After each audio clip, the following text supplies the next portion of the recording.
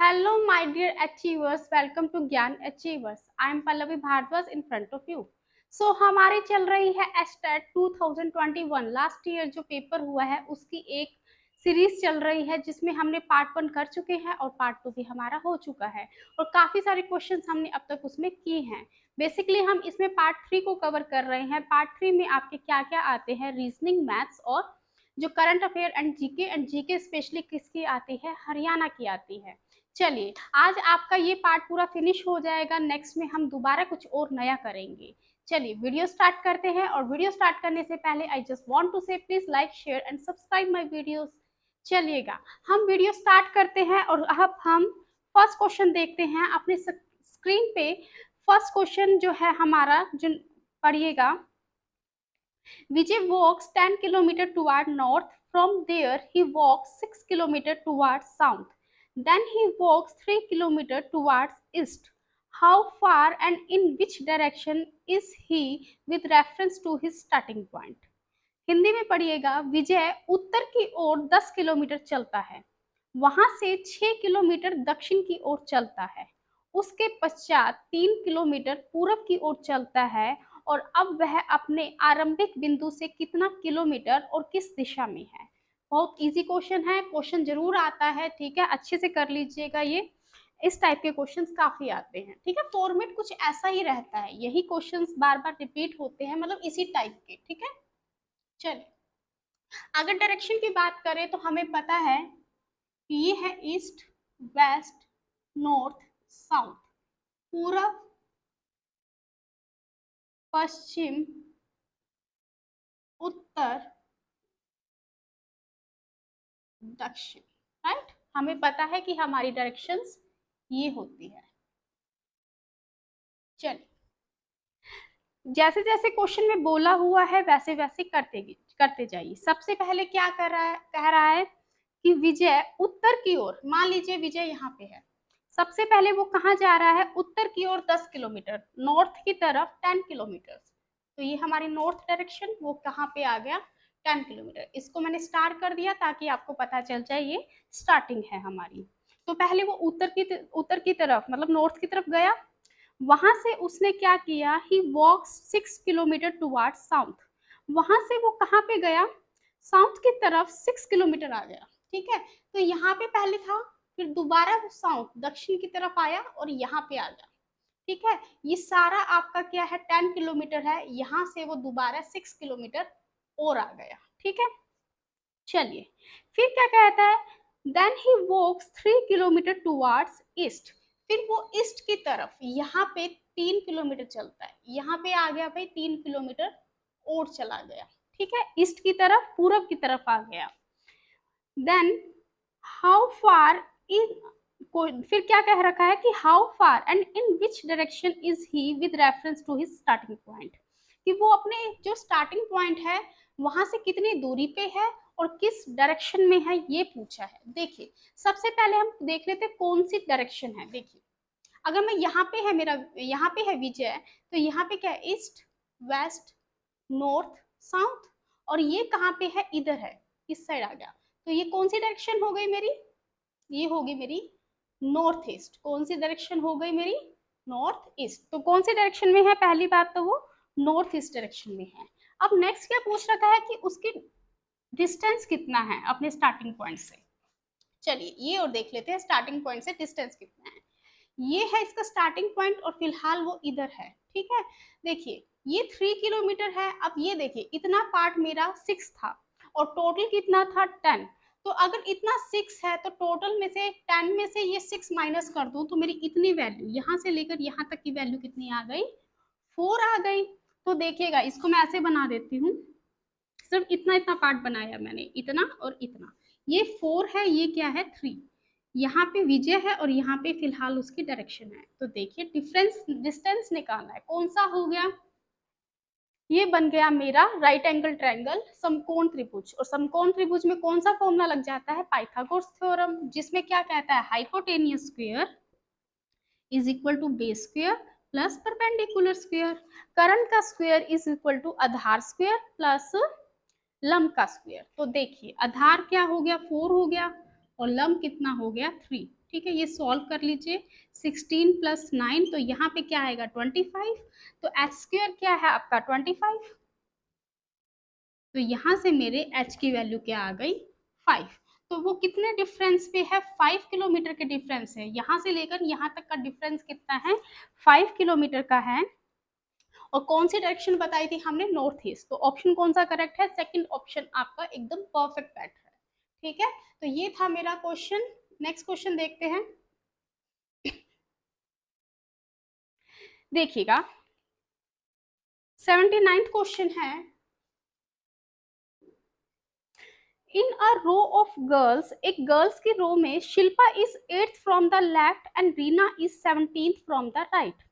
If they interchange their position, then Shilpa becomes 14 from the left. How many girls are there in a row? लड़कियों की एक पंक्ति में शिल्पा का स्थान बाएं से 8वां है और रीना का स्थान दाएं से 17वां है।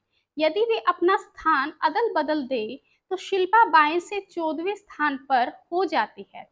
पंक्ति में कुल कितनी लड़कियां हैं? चलिए क्वेश्चन देखिएगा जरा। ये मेरी एक रो दे रखी है, पंक्ति दे रखी है। ठीक है, Shilpa is 8th from the left. Left से शिल्पा मान लीजिए यहाँ पे है। ठीक है, शिल्पा लेफ्ट से कौन सी डायरेक्शन में है 8th नंबर पे है। कौन से नंबर पे है 8th। और फिर नेक्स्ट क्या है Reena is 17th from the right. Reena क्या है 17th है फ्रॉम द राइट। यहाँ से वो कौन सी सिचुएशन में है 17th। ठीक है, नेक्स्ट क्या कहता है if they interchange their position. अगर शिल्पा इधर आ जाए और रीना इधर आ जाए, दोनों अपनी पोजीशंस क्या कर दे अदल बदल कर दे, तो क्या होता है Shilpa becomes 14th from the left. तो शिल्पा है लेफ्ट से क्या हो जाती है 14th नंबर पे आ जाती है।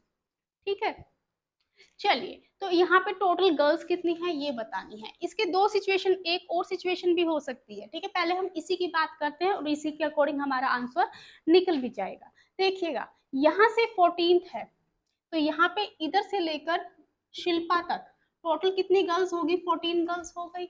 सिंपल सी बात है कि मेरे आगे अगर मैं 14th नंबर पे हूँ तो मेरे आगे कितनी लड़कियां हैं 13 गर्ल्स और होंगी ना। तो टोटल गर्ल्स कितनी हो गई यहाँ तक 14। और अगर मैं रीना को देखूं तो रीना अगर लेफ्ट से थी कौन से नंबर पे 17। मतलब रीना के राइट में कितनी लड़कियां थी 16 गर्ल्स और थी रीना के राइट में। अगर मैं रीना को छोड़ दूं ठीक है, तो यहाँ पे तो मैंने ऑलरेडी शिल्पा को इंक्लूड कर लिया तभी मेरी 14 गर्ल्स हुई। और अगर मैं यहाँ रीना को, यहाँ पे मैंने शिल्पा को ले लिया तो यहाँ रीना को एक्सक्लूड कर दूं छोड़ दूं तो टोटल गर्ल्स राइट में कितनी रह जाएगी 16। तो टोटल कितने बच्चे हो गए 30 गर्ल्स यहाँ पे टोटल हो गई। ठीक है, एक सिचुएशन ये भी हो सकती है कि मान लीजिए कि शिल्पा है 8th है लेफ्ट से और जो रीना है राइट से वो 17th यहाँ पे रीना है। ये भी हो सकता है ना सिचुएशन, ये भी हो सकती है कि वो एक दूसरे को क्रॉस कर दे। ऐसा तो कुछ लिखा ही नहीं हुआ कि वो एक दूसरे को क्रॉस नहीं कर रही। तो एक सिचुएशन ये भी बनती है। ये आप मुझे खुद बताइएगा कि इस सिचुएशन में क्या आंसर हो सकता है। ठीक है, खुद बताइएगा। चलिए 80 क्वेश्चन देखिए। 80 नंबर क्वेश्चन में क्या लिखा हुआ है if the independence day in 1988 was celebrated on Wednesday, then on what day it is celebrated in the 1989। यदि 1988 में 15 अगस्त बुधवार को बनाया गया था तो यह 1989 में किस दिन मनाया गया था। देखिए वैसे तो आपको कॉन्सेप्ट पता होगा। पहली बात डेज वाले क्वेश्चन जरूर करके जाना, जरूर आते हैं। ठीक है, एक क्वेश्चन पक्का है जरूर आएगा, चाहे सिंपली वो कह दे कि बताइए 15 अगस्त 1947 को कौन सा डे था। या आप ये भी कह सकते हैं जैसे ये क्वेश्चन दे दिया कि इस दिन ये डे था तो इस दिन कौन सा पड़ेगा। ठीक है, तो ये वाले कॉन्सेप्ट जरूर कर लीजिएगा। अगर आपको नहीं आता तो कमेंट बॉक्स में बताइएगा, मैं आपको ये क्वेश्चन एकदम बेस से करवा दूंगी। ठीक है, यहाँ पे मैं आपको एकदम ओवरऑल बताती हूँ। देखिए अगर आपका लीप ईयर नहीं है, ठीक है, अगर आपका लीप ईयर नहीं है तो जिस दिन से शुरू होता है ना डे, खत्म भी उसी दिन होगा, ठीक है। लेकिन अगर आपका लीप ईयर नहीं है, लीप ईयर है, अगर लीप ईयर नहीं है तो स्टार्टिंग डे और एंडिंग डे सेम होगा। लेकिन अगर आपका लीप ईयर नहीं है तो एक दिन एक्स्ट्रा हो जाएगा आपका खत्म होने वाले में। कहने का मतलब क्या है कि अगर 1 जैन संडे को पड़ रहा है ना, तो 31 दिसंबर भी क्या पड़ेगा, संडे को ही पड़ेगा, जब आपका लीप ईयर नहीं है। लेकिन अगर आपका लीप ईयर है तो यहाँ पे संडे की जगह क्या आ जाएगा, मंडे आ जाएगा, ठीक है। अब 1989 है, लास्ट ईयर जब आपका टाइम वेडनेसडे था, तो क्योंकि ये क्या है आपका लीप ईयर है 19,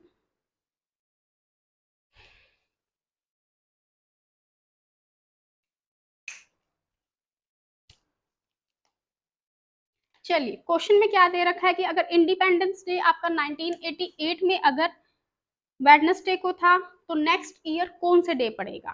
देखिए सिंपल सी बात है, सेम डे है, ठीक है, 15 अगस्त 1989। क्वेश्चन क्या है, इंडिपेंडेंस 15 अगस्त 1988, और आपको पूछा किसका है, 15 अगस्त 1989 का, ठीक है। देखिए अगर मैं 1988 को देखूं तो आपका ये क्या है, लीप ईयर है, ठीक है। तो लीप ईयर है तो यहाँ पे हमारा अगर ये आपका वेडनेसडे को पड़ता है ना, क्योंकि एक दिन एक्सटेंड होता है लीप ईयर में, तो ये कब आ जाएगा आपका, थर्सडे में, ठीक है। तो इसका आंसर क्या होगा, थर्सडे। अगर लीप ईयर नहीं होता तो सेम डे हो जाता, ठीक है, समझ गए। फिर भी अगर आपको डीपली करना है, पूरा बेसिक से करना है, तो आप मुझे बता दीजिएगा, मैं आपको करवा दूंगी, ठीक है। चलिए अब आपके 81 से लेकर 90 तक है आपके जो करंट अफेयर्स और जनरल अफेयर, जनरल अवेयरनेस, ठीक है, जीके है। हरियाणा जीके आती है, मैं आपको पहले भी बता चुकी हूँ कि मोस्टली क्या आएगी, हरियाणा जीके आएगी। चलिए अब मैं आपको ये क्वेश्चन पेपर दिखाती हूँ और आपके को ये सब क्वेश्चंस करवा देती हूँ। चलिए अब हम जीके करते हैं। चलिए स्टूडेंट्स, एस्टेट पीजीटी का जो 2021 लास्ट ईयर का जो एग्जाम पेपर का जो पार्ट 3 था ना, जिसमें आपके 3 पार्ट्स आते हैं, 3 सब्जेक्ट्स होते हैं बेसिकली, मैथ्स, रीजनिंग और जीके, वो आज हमारे तीनों कवर हो गए हैं। आई होप आपको फॉर्मेट समझ आ गया है और आपको मोस्टली क्वेश्चन यहाँ से सॉल्व पहले ही हो रहे थे। चलिए स्टूडेंट्स, नेक्स्ट में हम मिलते हैं अगली वीडियो में कुछ और क्वेश्चन के साथ। मैं नेक्स्ट वीडियो में कोई और प्रीवियस ईयर पेपर आपका एस्टेट का ही लेके आऊंगी। अगर आपको वीडियो थोड़ी सी भी पसंद आई है तो मैं आपको ये कहना चाहूंगी कि प्लीज लाइक कीजिएगा इस वीडियो को और सब्सक्राइब भी जरूर कीजिएगा और अपने दोस्तों के साथ इसको शेयर भी कीजिएगा। Thank you so much and have a nice day.